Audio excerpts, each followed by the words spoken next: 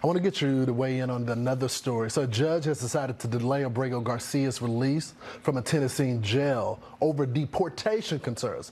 Not because he's a public safety risk, not because he beat his wife, not because he trafficked people across the border, not because people died in vans because of his trafficking, but because they don't want the guy to be deported. Should a judge be doing this? Absolutely not. It's just another disgusting story. This judge is telling us, I don't want you to abide by the federal court order issued by two different federal judges that this person needs to be deported. So he's basically telling us, ignore the orders issued by two federal judges. I'm going to make my own independent, radical decision. Again, DOJ's on top of this. We got a great AG in Pam Bondi. I think they'll take this fight all the way. Bottom line is, there's no place in this country for this man. He needs to be sent home. It's unbelievable that the judges now become these activists right now. If they want to be activists, they can take the robe off. Any of the judges that I work for in juvenile court, they would never tolerate this type of behavior. Obviously, by your comment, you're someone that watches the false news or the fake news like CNN because you're very ill-informed. Kilmar Garcia is an El Salvadorian citizen. He was transported or deported back to his nation of origin. He had two immigration court rulings that he was actually an MS-13 member, okay, involved in sex trafficking. We rightly deported him. And we can't go to El Salvador and say, give us back your citizen. He belongs in El Salvador. He's an illegal alien. He came over here illegally. And that's why in the Supreme Court, it was actually a ruling of 9-0 in favor of the Trump administration, ruling. What's up, ladies and gentlemen, and one and only James Williams, and I'm back. And if you don't know, we always start off at IamJamesWilliams.com, where I give you all the breaking news curated from my perspective and my standpoint of things that I see in the news that are important. And today, I'm coming to talk to you about Kilmar Abrego Garcia. Say his name, Kilmar Abrego Garcia. Do you know that this trick, Kilmar Abrego Garcia, had the nerve to cry and whine about going to CCOT, saying that when they sent me to CCOT, they stripped me down naked and squirted me with water and then beat me? What you thought was going to happen, Kilmar Abrego Garcia? The Democrats did that to that man. Let me click the article. I want to say this. The Democrats did this to Kilmar. So all the gangs, don't be mad at Republicans. The Democrats did it to him. They the ones that let you over here. They the ones that let you smuggle children. They the ones that encourage you to do all this foolishness and didn't abide by the law. The Democrats did it to Kilmar, just like Diddy did it to everybody else. Sidebar note, the Diddy trial is wild. So Diddy beat the feds on RICO charges, which is that don't never happen. But at the same time, now Diddy's open to get everything taken from him, which is about to be wild. All right. Here's Kilmar Abrego's statement in his court filing. Kilmar Abrego Garcia. Kilmar Abrego Garcia. Let me open it up. We're going to open it big to where you can see it.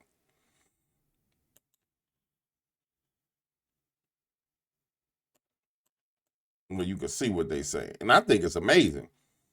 Upon arrival at CCOT, the detainees were greeted by a prison official who stated, "Welcome to CCOT. Whoever enters here does not leave." Plaintiff Abrego Garcia was then forced to strip, issue prison clothes, subjected to physical abuse, including being kicked in the legs with boots and struck on the head and arms to make him change clothes faster.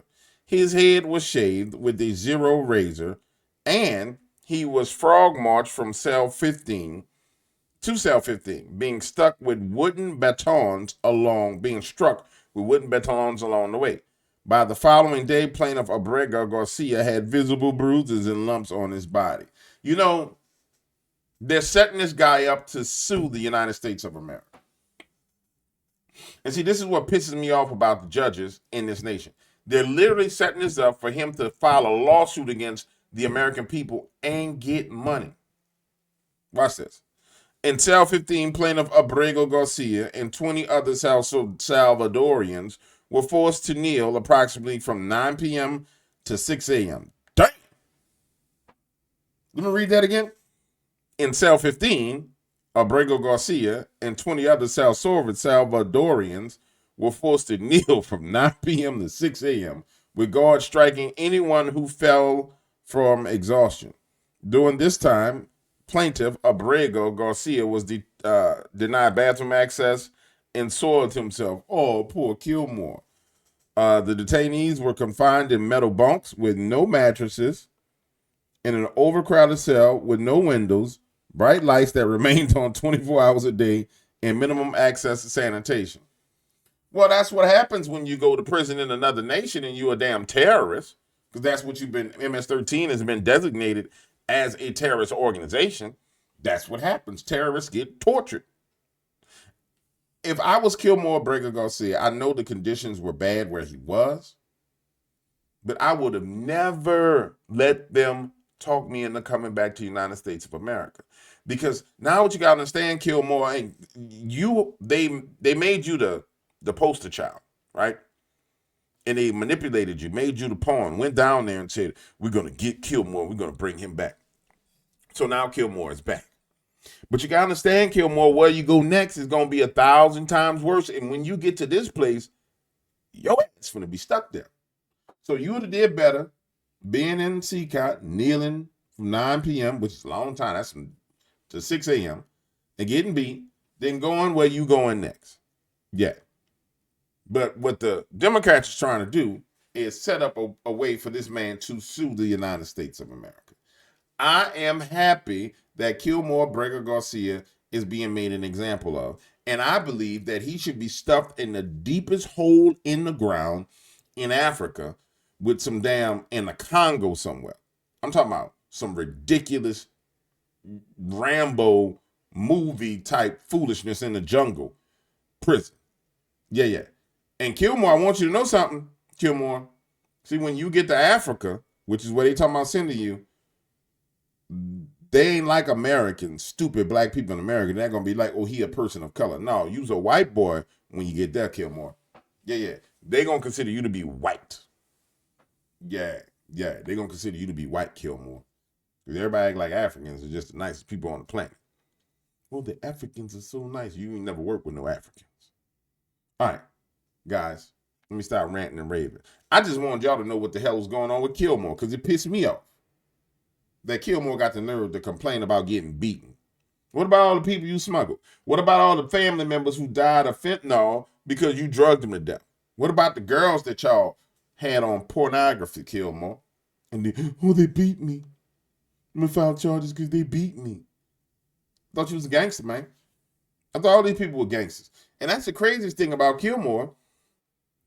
The Democratic Party took a gangster, and he was a gangster, and they done destroyed everything about him. I mean, they done turned him into like, he's the martyr that's still alive. Yeah, this crazy.